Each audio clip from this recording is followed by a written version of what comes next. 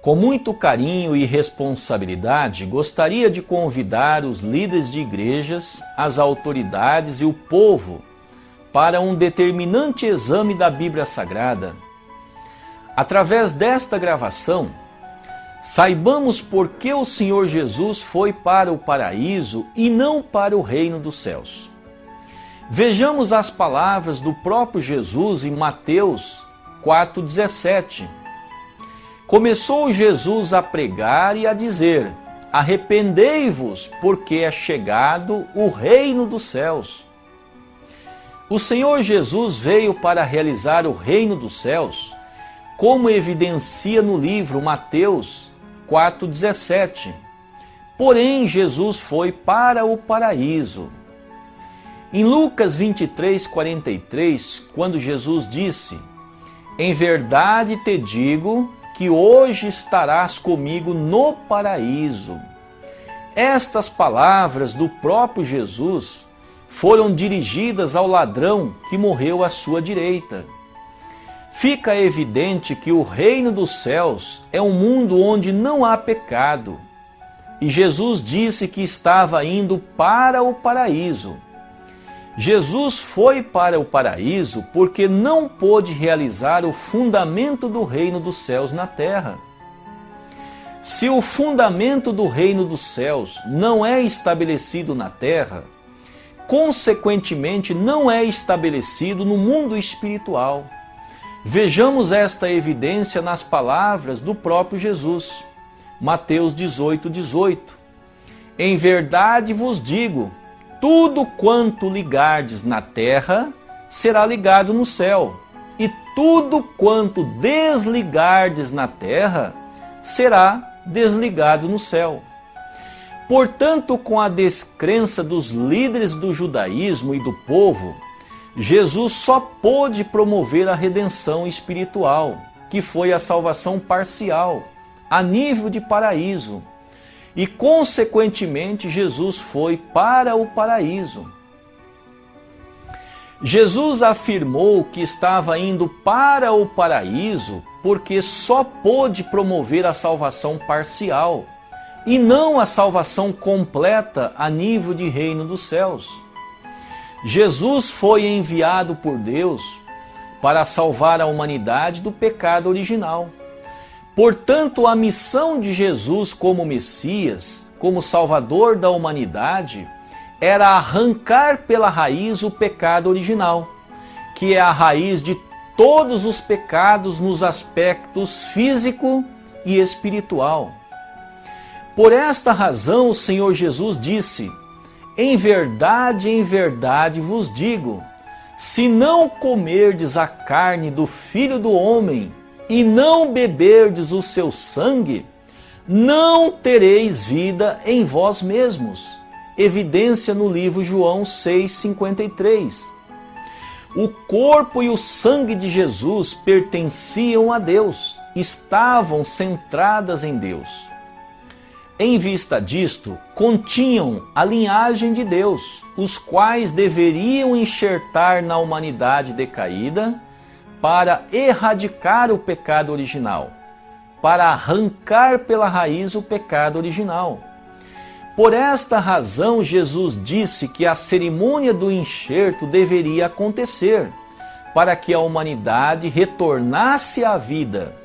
Quando disse estas palavras: em verdade vos digo, se não comerdes a carne do Filho do Homem e não beberdes o seu sangue, não tereis vida em vós mesmos. João 6,53.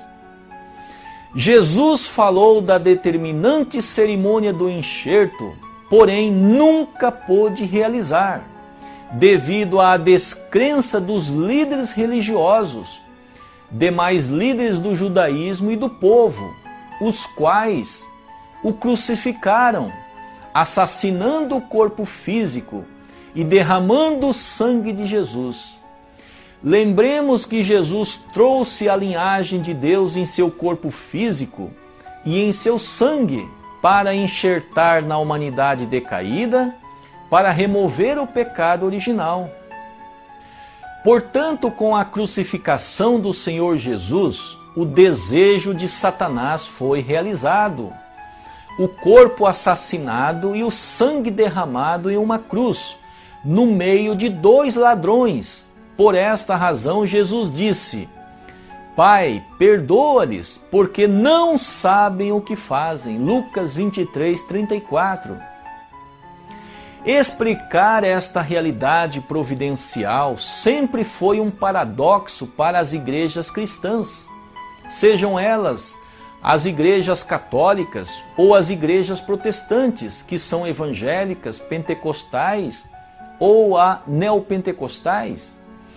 Portanto, para entendermos este princípio da restauração, que é a mesma coisa que princípio da salvação, precisamos entender que o Senhor Deus, o Criador dos céus e da terra, é um ser de leis, ordem e princípios. Uma evidência deste fato são os primeiros 5 livros da Bíblia Sagrada, o Pentateuco: Gênesis, Êxodo, Levítico, Números e Deuteronômio. São os primeiros 5 livros da Bíblia Sagrada e são os 5 livros das leis ensinadas a cada um de nós pelo próprio Deus, o Criador dos céus e da terra, evidenciada na mesma Bíblia Sagrada que eu e você utilizamos para corresponder com a verdadeira vontade de Deus e do Senhor Jesus para este tempo do cumprimento das Escrituras. Uma outra evidência encontramos no livro Malaquias 3,6, quando disse o Senhor Deus que Ele é imutável. Imutável significa que Deus não muda e, portanto, suas leis também são imutáveis. São leis que não mudam, são eternas, permanecem de modo imutável desde o princípio da criação à eternidade, como diz a Bíblia Sagrada em Eclesiastes 1,4. Uma geração vai-se e outra geração vem, mas a terra permanece para sempre. A conclusão determinante desta tese é que uma das leis imutáveis estabelecida por Deus está escrita em Gênesis capítulo 1, versículos 27 e 28.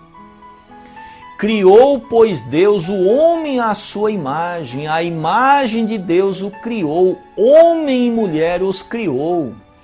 Então Deus os abençoou e lhes disse: crescei, multiplicai-vos, enchei a terra e sujeitai-a. Dominai sobre os peixes do mar, sobre as aves do céu e sobre todos os animais que se arrastam sobre a terra. Portanto, as 3 grandes bênçãos de Deus, concedidas a seus filhos, a bênção do crescei, a bênção do multiplicai e a bênção do sujeitai, são princípios da criação, são leis da criação e, portanto, são imutáveis, como diz Malaquias 3,6.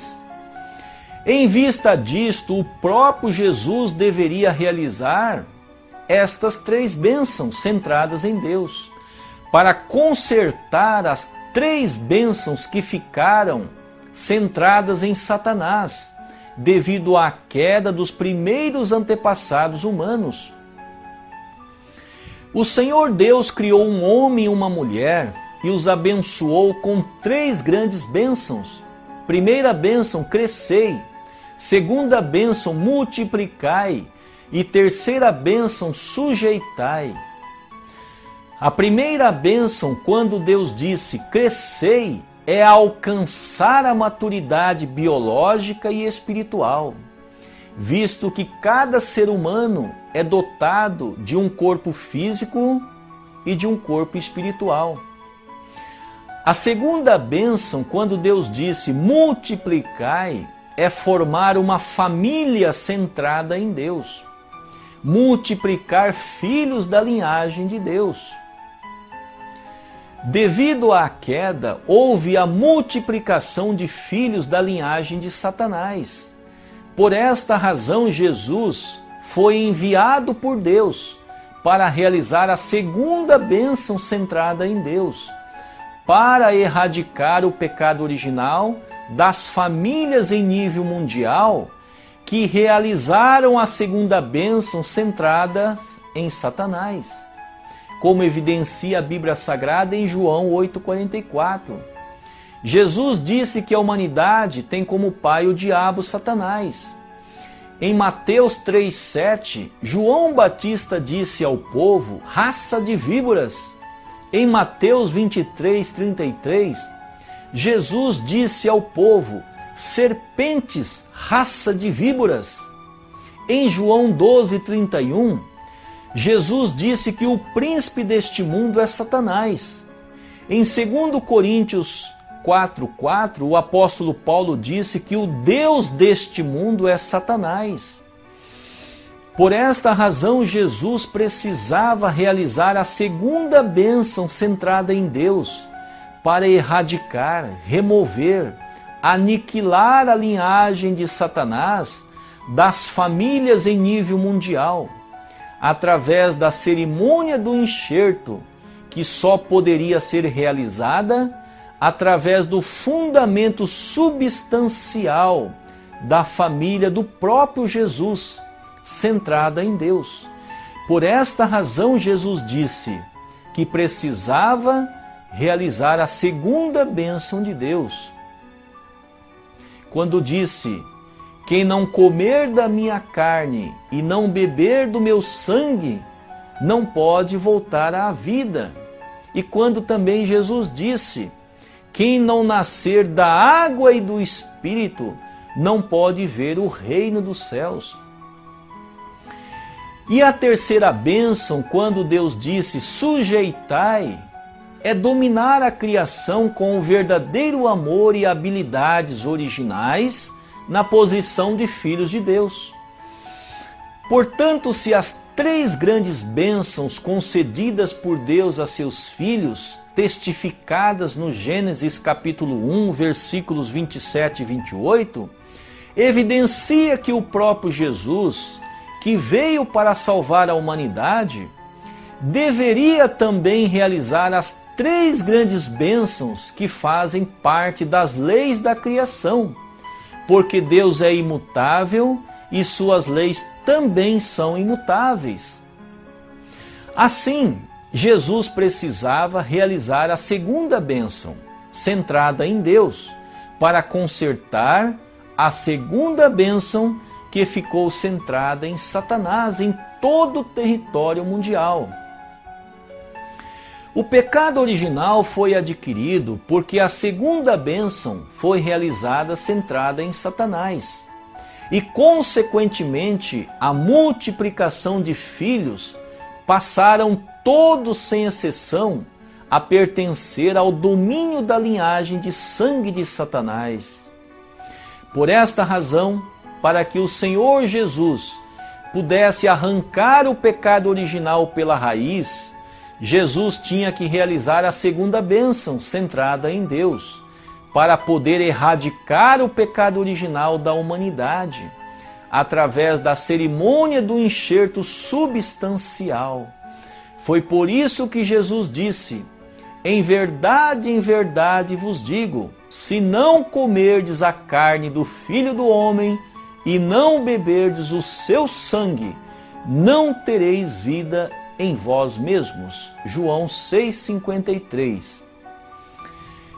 Comer da carne e beber do sangue do Filho do Homem é participar da cerimônia do enxerto. Vejamos outras passagens da Bíblia Sagrada, as quais evidenciam que o Senhor Jesus deveria realizar a segunda bênção de Deus. Lembremos que a segunda bênção de Deus é o compromisso conjugal, marital de um homem e de uma mulher para a construção de uma família centrada em Deus.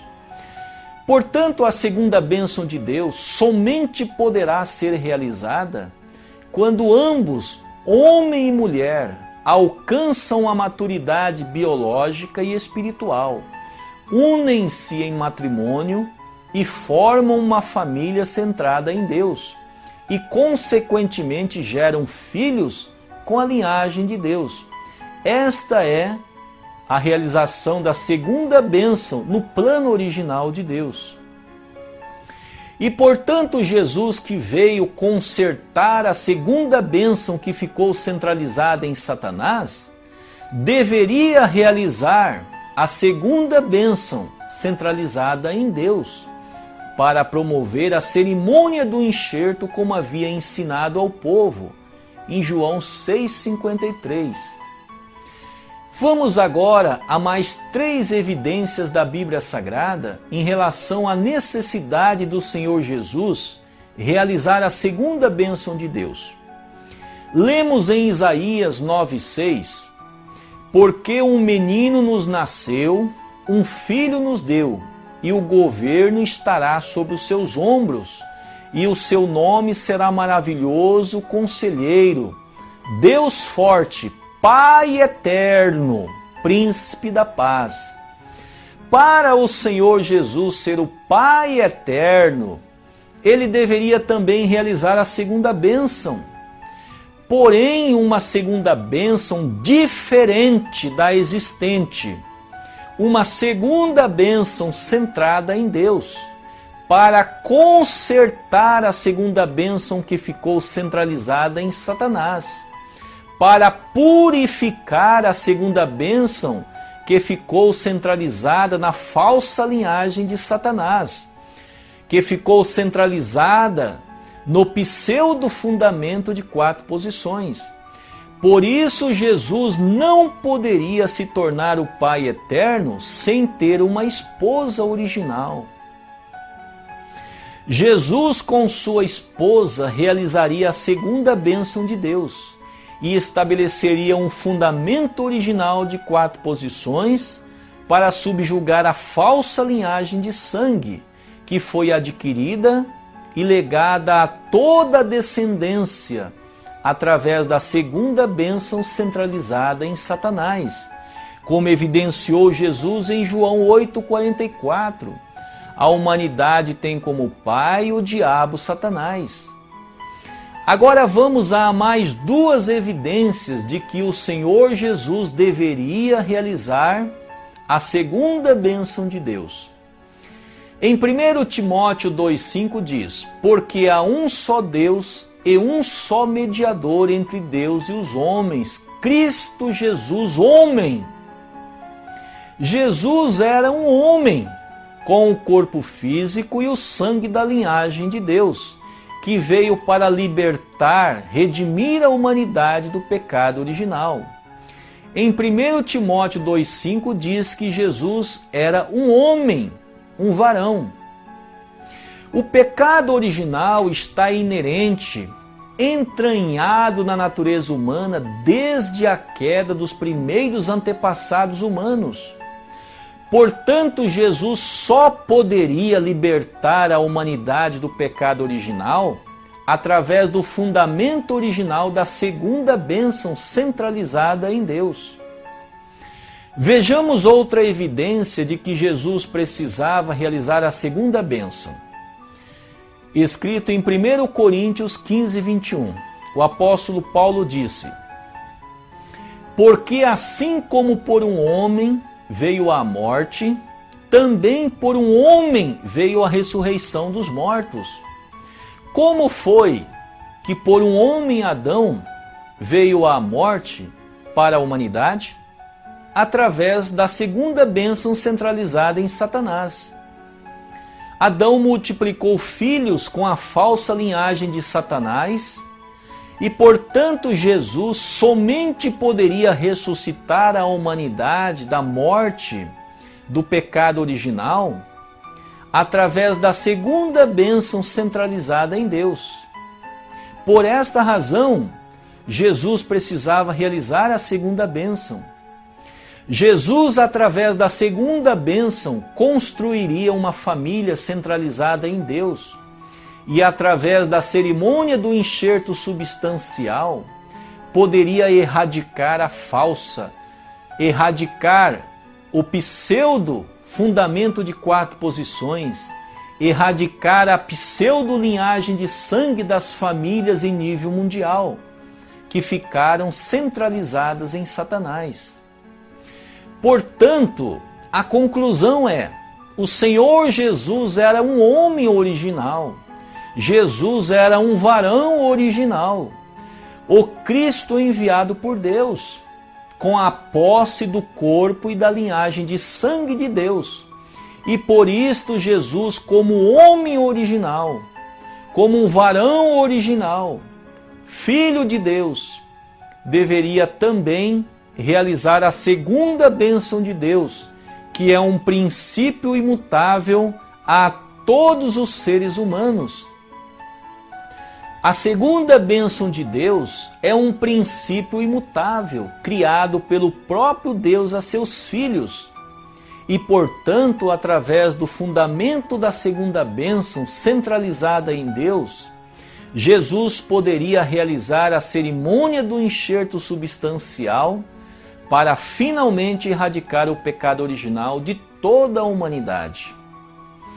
Queridos irmãos e irmãs, líderes das igrejas, demais autoridades e o povo em geral, lembremos que o Senhor Deus é imutável e suas leis também são imutáveis.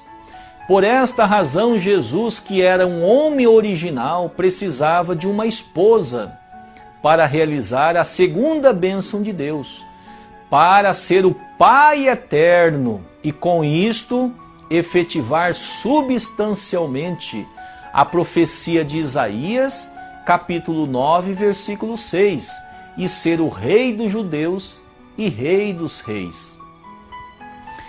Terminantemente, Jesus precisava ter uma esposa para realizar a segunda bênção de Deus, que é uma das leis imutáveis estabelecida pelo próprio Deus, o Criador dos céus e da terra, a todos os homens e mulheres em nível mundial, por toda a eternidade.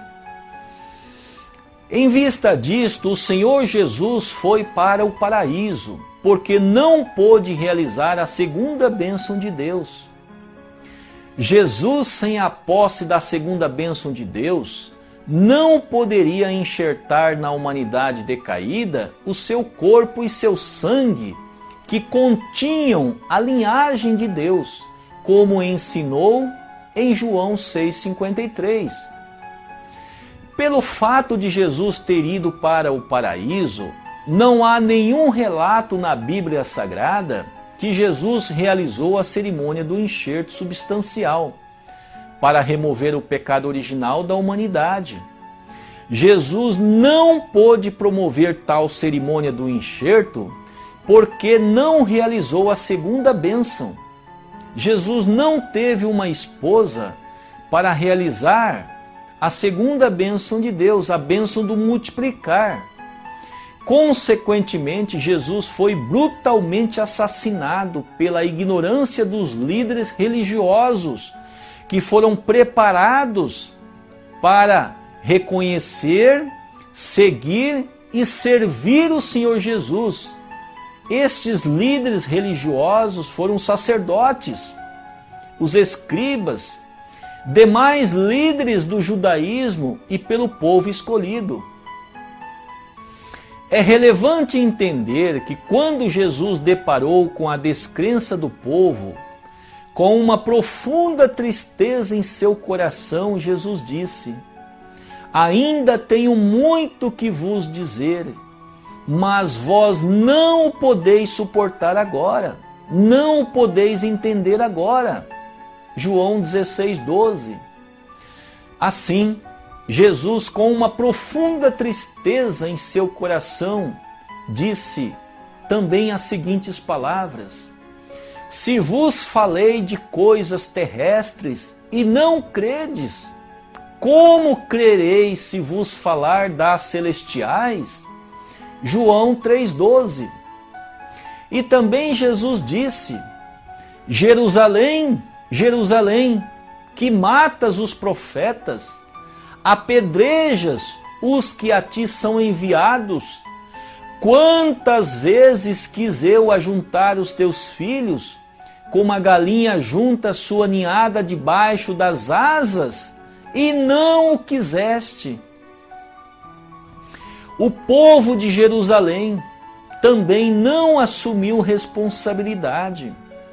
E 70 anos depois de Cristo, a maldição caiu sobre Jerusalém, quando o general Tito com suas tropas entraram na cidade e mataram todos que puderam encontrar.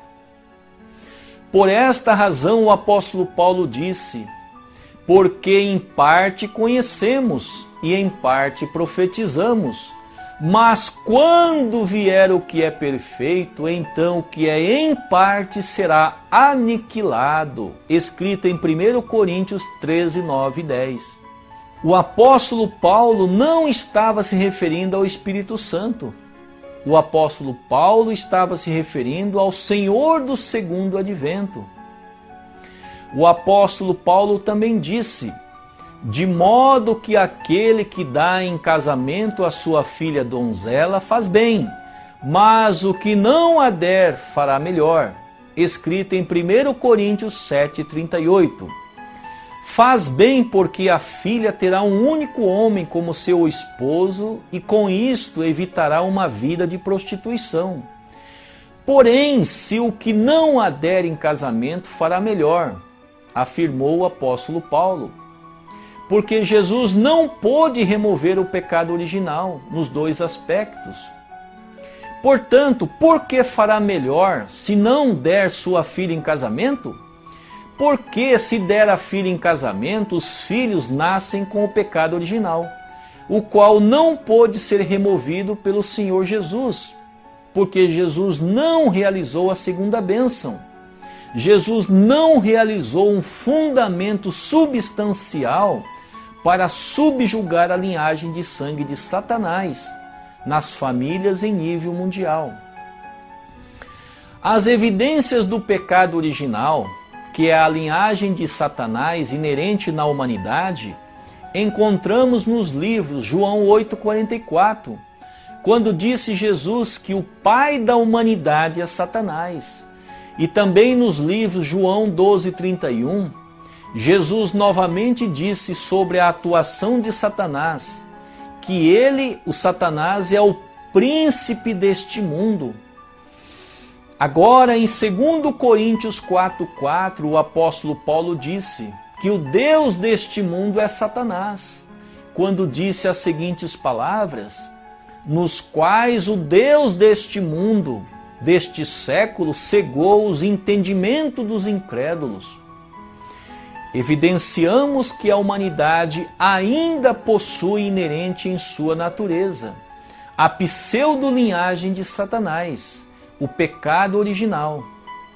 Vejamos outra evidência no livro de Isaías 1,3.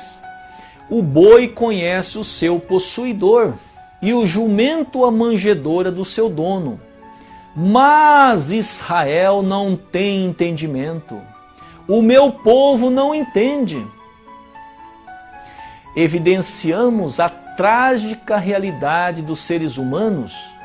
O boi, um animal irracional, conhece o seu dono. Porém, o homem, os seres humanos, seres racionais, criados por Deus, para serem os senhores da criação, para serem seus filhos amados e preciosos filhos, não entendem as coisas de Deus, do próprio Pai, o Criador dos céus e da terra. Portanto, a conclusão geral do exame de hoje é que o pecado original, a falsa linhagem de Satanás, foi adquirida através de uma relação extemporânea entre um homem e uma mulher, que foi a segunda bênção centralizada em Satanás, estabelecendo um pseudo-fundamento de 4 posições. Satanás como pai, como diz Jesus em João 8,44, o homem e a mulher, e os filhos, ambos com naturezas decaídas de Satanás, como diz o Senhor Jesus em João 8,44. Em vista disto, para arrancar pela raiz o pecado original, a linhagem de Satanás, é preciso que o Senhor Jesus, como Salvador da humanidade, o Messias, que veio libertar a humanidade, realizasse um matrimônio sagrado, a segunda bênção centralizada em Deus. E através desse fundamento original, Jesus o Cristo poderia realizar a cerimônia do enxerto substancial com seu corpo e sangue, erradicando definitivamente o mal, o pecado original de toda a humanidade para sempre. A conclusão é: o princípio da salvação evidencia que o Senhor Jesus precisava realizar a segunda bênção de Deus, testificada em Gênesis 1:28, para consertar a segunda bênção que ficou sob o domínio do mal, sob o domínio do diabo Satanás, como Jesus disse em João 8,44. Lembremos mais uma vez que a segunda bênção de Deus é uma das leis imutáveis contida no primeiro dos 5 primeiros livros da lei, o Pentateuco Torá, Gênesis, Êxodo, Levítico, Números e Deuteronômio. Estes 5 primeiros livros da Bíblia Sagrada são a base de toda a escritura do Antigo e do Novo Testamento. Portanto, na atualidade, neste tempo do retorno de Cristo, as igrejas cristãs que ensinam veementemente que o Senhor Jesus não deveria realizar a segunda bênção de Deus, que o Senhor Jesus não deveria ter uma esposa, que Jesus veio para morrer na cruz, que era a vontade original do Senhor Deus, que Jesus já lavou os pecados e concluiu totalmente, 100% a missão do Messias, e que Jesus virá num piscar e fechar de olhos de modo sobrenatural para promover o arrebatamento literal, é um ensinamento terrivelmente perigoso diante do céu e da terra.